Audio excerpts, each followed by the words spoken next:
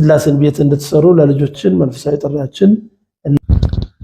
በስመ አብ ወወልድ ወመንፈስ ቅዱስ አሐዱ አምላክ አሜን። ስሜ መላከ ብርሃን ፋንታነህ ወርቅዮን ይባላል። ልማት አለበት ሰብስክራይብ አድርጉ፣ አግዙ። የቤተክርስቲያን ድምጽ ነው። ሁላችሁም በዚህ ውስጥ ስሜ መላከ ብርሃን ፋንታነህ ወርቅዮን ይባላል። በአዲስ አበባ ሀገረ ስብከት በአቃቂ ቃሊቲ ክፍለ ከተማ በመካና ደብረ ስብሐት ቅድስት ሥላሴ ቤተክርስቲያን አስተዳዳሪ ነኝ። እቺ መካና ደብረ ስብሐት ቅድስት ሥላሴ ቤተክርስቲያን ከተመሰረተች በጣም አጭር ጊዜ ነው። ከ4-5 ዓመት የማይበልጡ ነው። በርካታ ስራዎችን እየሰራች ለአካባቢው ማህበረሰብ ትምህርተ ወንጌልን እያሰጠች እያስፋፋች የምትገኝ ቤተክርስቲያን ናት። ቤተክርስቲያኑ እንደሚታወቀው በዚህ አካባቢ ታላቁና ጥንታዊው አባታችን የመድኃኔዓለም ቤተክርስቲያን ብቻ ነበረ። ምዕመናኑ ከታች ወደ ላይ ከላይ ወደ ታች ያው አገልግሎቱን ለማግኘት መውጣት መውረድ ነበረበትና ምንም እንኳን ሁሉን የወለደ አንጋፋ ቤተክርስቲያን ቢሆንም ግን ለደካሞች ለአሮጊቶች ጧት ማታ ለመሳለም ዳገቱ እጅግ አዳጋች ነበረ። በአሁኑ ሰዓት ቤተክርስቲያናችን ከደልዳላው ላይ ዝቅ ብሎ በመተከሉ በወር አንድ ጊዜ ሄዱ የነበሩ እናቶች አባቶች በየቀኑ ቤተክርስቲያን መሳለም አገልግሎት ማግኘት ይችላልና ቤተክርስቲያናችን በዚህ በኩል ሰፊ ስራ እየሰራች ነው ያለችውና ወደፊትም በርካታ የሚሰሩ ስራዎች አሉ። እዚህ ጋር ተያይዞ የቤተክርስቲያን ስራ በተለይ አዲስ ከመሆኑ ጋር ይጠበቅብናል። ግቢው ከጫፍ ጫፍ ከዳር እስከ ዳር መልማት አለበት። በደንብ መታጠር አለበት። ቤተክርስቲያኑ በመቃኞ ነው። ታላቁ ቤተ መቅደስ መጀመር አለበት። እነኚህ ሁሉ በቅደም ተከተል ሰበካ ጉባኤው በቅድ አስቀምጧቸዋል።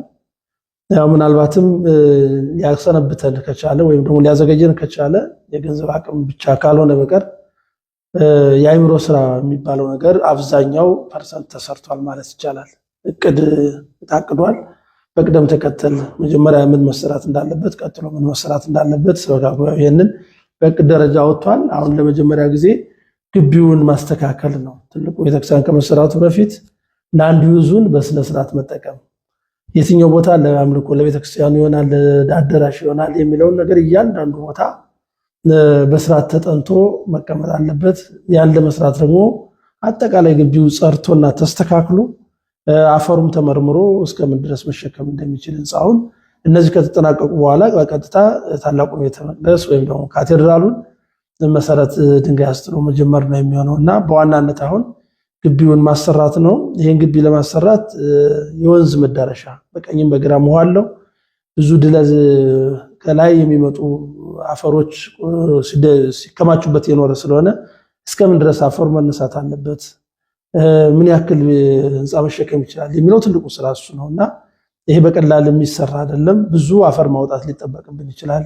እንደገና በምትኩ ሌላ ሰሌክት ማስገባት ይጠበቅብናልና ይሄን ለመስራት ከፍተኛ አቅም ይጠይቃል። በአሁኑ ሰዓት እንግዲህ ይሄንን ቪዲዮ ወይም ደግሞ ይሄ መልእክት የሚደርሳችሁ ሁሉ ለሌሎችም ጭምር በማድረስ በአገር ውስጥም በአገር ውጭም ያላችሁ ሰዎች ለዚህ ስራ ተባባሪዎች እንድትሆኑ ነው። እዚህ አካባቢ ያለው ማህበረሰብ ብቻ ሊሸከመው የሚችል ስራ አይደለም፣ ከባድ ነው ስራውና የሁሉንም ኦርቶዶክሳውያን ርብርብ እርዳታ የሚጠይቅ ስራ ስለሆነ በመላው ዓለም የምትገኙ የሥላሴ ልጆች የአቃቂ መካና ደብረ ስብሐት ቅድስት ሥላሴ ቤተክርስቲያን እንድታገዙንና ሐሳባችን ህልማችን እውን እንድታደርጉት የሥላሴን ቤት እንድትሰሩ ለልጆቻችን መንፈሳዊ ጥሪያችን እናስተላልፋለን። በዚህ ሚዲያ የምታዩ ሁሉ አደራችን ጥብቅ ነው።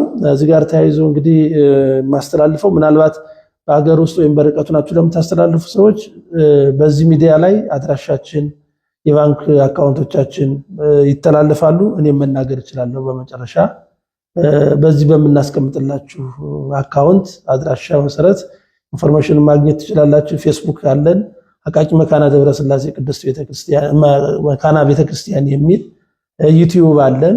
በዩቲዩባችንም በፌስቡካችንም ልታገኙን ትችላላችሁና በዚህ እንድትተባበሩ ነው። ሌላው ቤተክርስቲያኑ በአሁኑ ሰዓት እየሰራ ያለው ዘመኑን የዋጀ በቴክኖሎጂ የተደገፈ አሰራር ነውና ድረገጽ እያበለጸግን ያለ ነው። በቅርቡ ስራ ላይ ይውላል። አሁን የውስጥ በሙሉ የዳታቤዝ እየተሰራ ነው፣ ወደ መጠናቀቁ ደርሷል። አሰራራችን በሙሉ ዲጂታላይዝድ እያደረግን ያለ ነው። ወደፊት አጠቃላይ የምንሰራውን ስራ የምትፈልጉትን ነገር ሁሉ በድረገጻችን አቃቂ ደብረ ስብሐት ቅድስት ሥላሴ ብላችሁ ብትገቡ ድረገጻችን ታገኙታላችሁ። አሁን በቅርቡ ቀን ስራ የሚጀምር ስለሆነ በዛም በኩል ደግሞ ልታናገሩን ልትደግፉን ትችላላችሁ እና የእናንተን ድጋፍ ቤተክርስቲያኗ ትሻለች፣ ጥሪዋንም ታስተላልፋለች። እሺ አባታችን የቤተክርስቲያኑን አካውንት ይናገሩ። እሺ የቤተክርስቲያኑ አካውንት የኢትዮጵያ ንግድ ባንክ 1061 29 64 207 ደግሞ አለው 1061 29 64 207 በአባይ ባንክ 926 11 11 06 79 82 1 17 እንዲሁም አጭር ቁጥር የህብረት ባንክ 67 26 6 ቁስቋም ናት። በእኛ ቤተክርስቲያን አለች። 7 ሥላሴ ነው፣ 26 አቡነ ሀብተ ማርያም ናቸው። ለማስታወስ ይሄ ቀላል ነው። የህብረት ባንክ 6 7 26 67 26 አጭር ቁጥር ህብረት ባንክ። በእነዚህ በሶስቱም ባንኮች ልትገለገሉ ልታግዙን ትችላላችሁ። እሺ አባታችን ለሰጡን ማብራሪያ እናመሰግናለን። እግዚአብሔር እድሜና ጤና ይስጥልን። ቤተክርስቲያኑም ከዚህም የበለጠ ለምቶ ለማየት ያብቃል። እኔም አመሰግናለሁ እህታችን ወለተ ሕይወት አበበች። በሁሉ ጊዜ ለቤተክርስቲያን እዚህ ብቻ ሳይሆን በሁሉም ቤተክርስቲያናት እየተዘዋወርሽ ለምትሰጪው አገልግሎት ሁሉ በቅድስት ሥላሴ ስም እናመሰግናለን። እድሜና ጤና ይስጥልን። ይህንን ሚዲያ ሰብስክራይብ አድርጉ፣ አግዙ። የቤተክርስቲያን ድምፅ ነው።